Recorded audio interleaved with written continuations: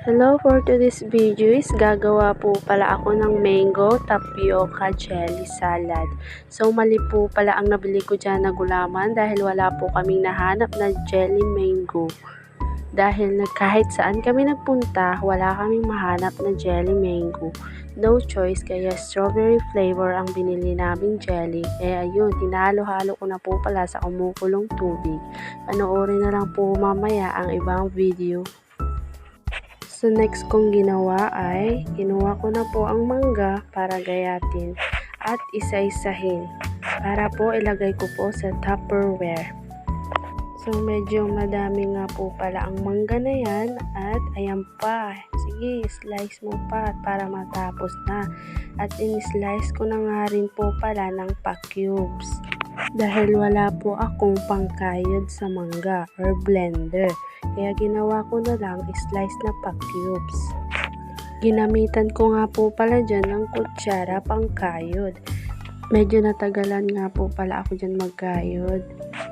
At dahil wala akong kasama, kundi ako lang. Yung asawa ko po kasi ay nagpaayos ng motor. At yung isa namang baby ko na yun, nasa kabilang bahay. So tumayo ako dyan dahil napapagod ako pag nakaupo. Medyo nangangalay ako pag nakaupo kaya tumayo na lang po pala ako. Bago matapos, ayan na nga po pala ang mangga, gulaman, Alaska Condensed at Nestle Cream at today's. At ayan na nga po pala lahat. At umpisahan ko na nga po pala gawin. So sinalin ko na po ang manggang hinog.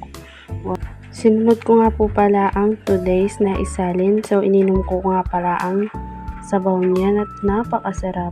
Next po ay yung condensed Alaska. Sumunod nga rin po pala ang Nestle Cream. So binalatan ko nga po pala dyan dahil wala akong gunting kaya ang ginamit ko po ay yung kutsilyo. Sinalin ko na nga po pala ang Nestle Cream. Unang tingin na nga po pala, hindi pa nga po natitikman ay napakasarap na. Dumating na nga po pala dyan si Daddy at nakita siya sa video, tinikman na at ang sabi niya po pala ay wow mami, napakasarap.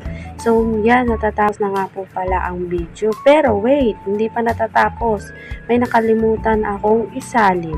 Yung gulaman dahil di pa siya matigas. Buti pa yung kunting hawak lang, matigas na. Charot. Yan, so hinalo-halo ko na nga po pala at ayan na po yung gulaman na isalin ko na po pala dyan. Wow, kulag na lang, palamigin na lang. So yan, thank you for watching. Bye!